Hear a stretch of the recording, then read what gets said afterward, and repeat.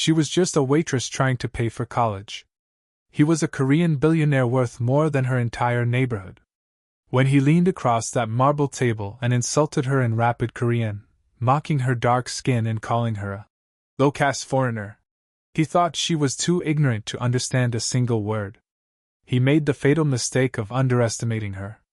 Because what this arrogant chairman didn't know was that the young black woman serving his water was hiding a secret that would shatter his entire world in less than 60 seconds. This is the true story of how one perfectly spoken Korean phrase revealed a truth so devastating, it brought a ruthless billionaire to his knees in front of everyone. And by the end of this story, you'll understand why the people you overlook are often the ones who hold the power to destroy you. Stay with me, because what she says next will leave you speechless. Welcome to Western Stories. Before we begin, please hit that subscribe button and drop a comment telling me where you're watching from and what you think about this story. Your support means everything. You know, sometimes life puts us exactly where we need to be, even when it feels like we're invisible. Amara Johnson knew that feeling well.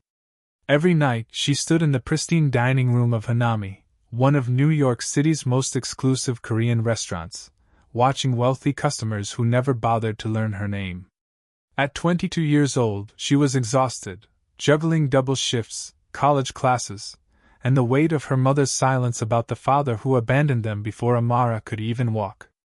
But Amara had a secret. While her coworkers gossiped and her manager Mr. Davis treated her like she was disposable, Amara had spent 5 years teaching herself Korean. Not for a job. Not for school. But to understand the man who left her, to speak the language of the father who chose money and reputation over his own daughter. She'd never spoken it aloud at work. Never revealed that she understood every conversation happening around her in the language her absent father spoke. She had no idea that tonight, that secret would change everything.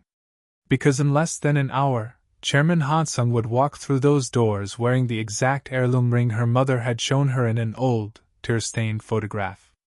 And when he opened his mouth to insult her in the language he thought she couldn't understand, Amara would have to make a choice: stay silent and invisible, or finally confront the man who destroyed her family 20 years ago. What happened next didn't just shock the restaurant.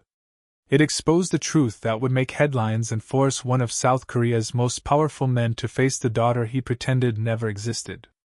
Amara's alarm screamed at 5:30 a.m., the same merciless sound that had defined her life for the past 3 years.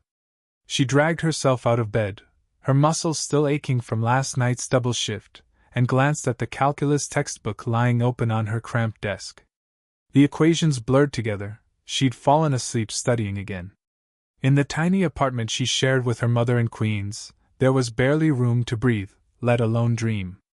By 6 a.m., she was at the kitchen table with her mother Grace, whose hands trembled slightly as she poured coffee. Grace had aged faster than she should have, the weight of single motherhood etched into every line on her face. That morning, her mother did something unexpected. She slid an old photograph across the table, its edges worn from years of being held too tightly. "This is him," Grace whispered. "Your father." The man in the photo was young, handsome, cold-eyed even then. But what caught Amara's attention was the ring on his right hand, an intricate gold band with jade inlays, distinctly Korean in design. "He never took it off," her mother said, her voice breaking. "It was a family heirloom. Worth more than he ever thought I was." By 10 a.m., Amara was at Hanami, enduring Mr. Davis's inspection of her uniform and Chrissy's sneering comment about scholarship girls who think they're better than everyone. She swallowed it all, tied her apron, and prepared for another invisible day. She had no idea her father's ring was about to walk through the door. The restaurant fell into a different kind of silence when Chairman Hansung walked through the doors at exactly 7 p.m. It wasn't the peaceful quiet of fine dining, it was the suffocating hush of fear. Mr. Davis practically sprinted to greet him, his usual condescending demeanor replaced by desperate civility. Even Chrissy, who never shut up, went pale and busied herself with unnecessary tasks far from the entrance. Amara had heard the whispers about Chairman Han. He was the kind of man who destroyed careers with a single phone call, who'd built his empire by stepping on anyone in his path. 2 months ago, he'd gotten a server at another restaurant fired for bringing him room-temperature water. Last year, he'd sued a chef into bankruptcy over an underseasoned dish. The Korean business community feared him. The restaurant staff dreaded him. "Amara," Mr. Davis hissed, his voice tight with panic. "Table 7. Don't mess this up, or you're done here." Her stomach dropped. Table 7 was the premier spot, reserved for only the most important guests. As she approached with menus, her eyes landed on the man at the center of the group, sharp suit, cold expression, an aura of controlled violence. And then she saw it. The ring. Jade inlays gleaming under the soft lighting. Intricate gold band wrapped around his right ring finger. Exactly as her mother had described it. Exactly as it had appeared in that worn photograph she'd stared at for hours just this morning. Time seemed to stop. The man who destroyed her family was sitting 10 feet away, and he had absolutely no idea who she was. The moment Chairman Hansung settled into his seat, the entire restaurant seemed to hold its breath. His presence commanded silence, the kind that came from decades of crushing anyone who dared challenge him. His entourage flanked him like soldiers, their expressions carefully neutral as they waited for their leader's approval of everything from the lighting to the temperature of the room. Amara approached the table, her heart hammering so violently she was certain everyone could hear it. Up close, he looked exactly like the photograph, older, harder, but unmistakable. And there, gleaming on his right hand, was the jade-inlaid ring. The same ring her mother had traced with her finger that very morning, tears streaming down her face. "Water," he said in English, not even glancing up from his phone. "Not. Please." "Not. Thank you." Just a command thrown at someone beneath his notice. Amara's hands shook as she poured, grateful he couldn't see her face. This was the man who'd abandoned her before she could walk. The man who'd left her mother to struggle alone in a foreign country, choosing his empire over his own child. And now she was serving him water like he was just another customer. "The menu," he added flatly, still scrolling. She placed it before him with precise, professional movements, but inside she was shattering. Every gesture felt like betrayal, to her mother, to herself. When he finally looked up, his eyes swept past her as if she were furniture, as if she were nothing. He'd looked at her mother the same way 20 years ago, Grace had said, right before he walked out forever. Amara stepped back, her professional smile a mask over a wound that had just been torn wide open. The first course arrived perfectly plated, delicate slices of sashimi arranged like art. Amara set it down with practiced care, her movements precise despite the turmoil raging inside her. Chairman Han lifted his chopsticks, examined the fish with the scrutiny of a jeweler inspecting a flawed diamond, then set them down with deliberate force. "The rice is overcooked," he announced in clipped English, loud enough for nearby tables to hear. "Amateur preparation. Unacceptable." His associates murmured agreement, though Amara knew the rice was perfect. She'd watched the chef prepare it herself. This wasn't about quality. This was about power, about reminding everyone in the room who controlled the narrative. "I apologize, sir. I'll have the kitchen. Do you even know what proper sushi rice should taste like?" he interrupted, his tone dripping with contempt. Then he turned to his colleagues, and his voice dropped into rapid, casual Korean, the language of someone who believed himself safe from judgment. "This stupid black bitch knows nothing. A low-caste foreigner daring to work in a fine restaurant." His associates chuckled nervously. One of them added, "As dirty as her skin color." Chairman Han smirked, his eyes finally meeting Amara's with pure disdain. "They hire anyone these days. Look at her, probably can't even spell her own name." Every word landed like a physical blow. But Amara didn't flinch. She stood perfectly still, her face a carefully constructed mask, even as rage and heartbreak threatened to consume her from the inside out. For 22 years, Amara had imagined meeting her father.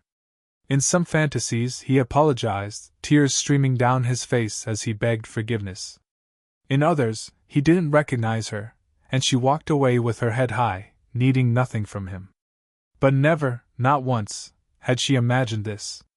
Standing before the man whose blood ran through her veins while he called her dirty, stupid, less than human because of the skin color she'd inherited from her mother. The serving tray trembled in her hands. Around her, the restaurant continued its elegant dance, crystal clinking, soft conversation, the oblivious contentment of people who'd never been made to feel invisible. Mr. Davis watched from across the room, his expression warning her to smile, to bow, to accept whatever treatment these important men deemed appropriate. Chrissy smirked from the bar, probably thrilled to see Amara being humiliated. But something inside Amara crystallized in that moment. She thought of her mother's trembling hands that morning, the way Grace's voice broke when she spoke about the ring. She thought of every double shift, every condescending customer, every time she'd made herself small to survive in spaces that treated her like she didn't belong. She was done being invisible. Amara slowly, deliberately set her serving tray down on the edge of the table. The soft click of metal against marble cut through the ambient noise. Chairman Han glanced up, irritated by the interruption, expecting her to scurry away like a scolded child. Instead, she straightened her spine, looked him directly in the eyes, and opened her mouth to speak, not in English, but in perfect, formal Korean. "Your words are as crude as your character, Chairman." The effect was instantaneous. Chairman Han's face froze mid-sneer, his chopsticks suspended in air. His associates went rigid, eyes wide with shock. The Korean was flawless, formal, respectful in structure, but devastating in meaning. The kind of Korean that could only come from years of dedicated study, spoken with the precision of someone who understood not just the words, but the weight they carried. Amara continued, her voice steady and clear. "You called me a low-caste foreigner, didn't you? Interesting choice of words from a man who abandoned his own blood in a foreign country 22 years ago." The color drained from Chairman Han's face. His mouth opened, but no sound emerged. Around them, conversations died. Heads turned. Even the kitchen staff had stopped moving, sensing something monumental unfolding. Amara leaned forward slightly, her eyes never leaving his. "That ring you wear, the jade and gold one on your right hand. My mother told me you never took it off. She said it was a family heirloom, worth more than she ever was to you." He whispered hoarsely. "Who?" "My name is Amara Johnson," she said, switching back to English so everyone could understand. "Grace Johnson's daughter. Your daughter. Born March 15th, 2003, at Mount Sinai Hospital. The daughter you walked away from because a black American woman and her mixed baby didn't fit into your perfect Korean empire." The chairman's hand, the one wearing the ring, began to shake uncontrollably. Chairman Han's voice cracked, barely audible. "Grace." His associates stared at him, watching their invincible leader crumble before their eyes. One of them half stood, as if to intervene, but froze when the chairman raised a trembling hand. "How?" He couldn't finish the sentence. His eyes, the same dark brown as Amara's, searched her face desperately, finally seeing her. 22 years of willful blindness dissolved in seconds as he traced the familiar curve of her jawline, the shape of her nose. Features he'd seen in the mirror his entire life, now reflected in the face of the woman he just called dirty. "You want proof?" Amara's voice was steady, though tears threatened at the corners of her eyes. "You left when my mother was 6 months pregnant. You told her a chairman's son couldn't marry an American, couldn't have a mixed child. You gave her $5,000 and that photograph, the one where you're wearing that ring, and you walked away." His associates exchanged horrified glances. One whispered urgently in Korean, "Chairman, we should leave." But Han Sung silenced him with a look of pure devastation. "Your mother, Grace's." His Korean had lost all its authority, reduced to the broken fragments of a man watching his carefully constructed world implode. "Alive. Struggling. Working 2 jobs for 20 years to raise the daughter you pretended didn't exist." Amara's hands were shaking now, but her voice remained strong. "She showed me your picture this morning. Told me about the ring. I didn't believe I'd ever see it. But here you are, insulting your own daughter in a language you thought kept you safe. Chairman Hansung buried his face in his hands, and for the first time in decades, the most powerful man in the room looked utterly powerless. Leave. Chairman Han's command to his associates was barely a whisper, but they scrambled to obey, gathering phones and briefcases with fumbling hands. Within seconds, the table was empty except for father and daughter, surrounded by a restaurant full of witnesses pretending not to stare. The chairman reached into his jacket with shaking hands, pulling out a leather checkbook. "Your tuition," he said in broken English, his voice hoarse. "Your mother's debts. Whatever you need. I'll wire the money tonight, $1 million. $2 million. Name your price." Amara laughed, the sound sharp and bitter. "You think this is about money?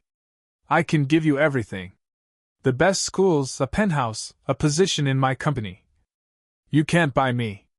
She leaned forward, her voice low and fierce. "You destroyed my mother. You made her believe she wasn't good enough, that I wasn't good enough. Do you have any idea what it's like growing up knowing your father chose his reputation over you? That you weren't even worth a phone call?" The chairman's face crumpled. "I was young. My father, the company expectations. I don't want your excuses or your guilt money." Amara straightened, untying her apron with deliberate movements. "I want you to say it. Out loud. What you did to us." Before he could respond, she turned toward Mr. Davis, who stood frozen by the host's stand, and Chrissy, whose smirk had long since vanished. Amara dropped her apron on the table. "I quit," she announced clearly. "And for the record, the scholarship girl you looked down on? She just made a billionaire beg." She walked toward the exit, leaving her father sitting alone in the ruins of his arrogance. The coffee shop in Queens was a universe away from Hanami's crystal chandeliers and marble floors. Chairman Hansung looked absurdly out of place in his tailored suit, sitting across from Amara at a scratched formica table. No entourage. No power plays. Just a broken man waiting to hear his daughter's terms. "My mother comes first," Amara began, her hands wrapped around a simple mug of coffee. "Before any relationship with me, you apologize to her. Face to face. You acknowledge what you did, not with money, but with words. Real words." He nodded, his eyes red-rimmed. "Yes. Second, you don't get to buy your way into my life. No penthouses, no fancy gifts, no shortcuts. If you want to know me, you earn it. Slowly. On my schedule. I understand. And third," Amara's voice softened slightly, "you never, ever, insult someone for their race, their class, or their circumstances again. Because the moment you do, I'm gone. Forever." Chairman Hansung looked down at the jade ring on his finger, the heirloom that had connected them across 2 decades of silence. "I was a coward," he whispered in Korean. "I threw away everything that mattered because I was afraid of what people would think. I can't undo 22 years, but I swear to you, I will spend the rest of my life trying to be worthy of being called your father." Amara stood, gathering her bag. She paused at the door, looking back at him one last time. "We'll see," she said quietly. Then she walked out into the morning sun, not as an invisible waitress or an abandoned daughter, but as a woman who'd reclaimed her voice and rewritten her own story. If this story moved you, please hit that subscribe button and turn on notifications so you never miss another powerful story from Western Stories. Drop a comment below and tell me, what would you have done in Amara's position? And where are you watching from? Your support keeps these stories coming. Thank you for being here.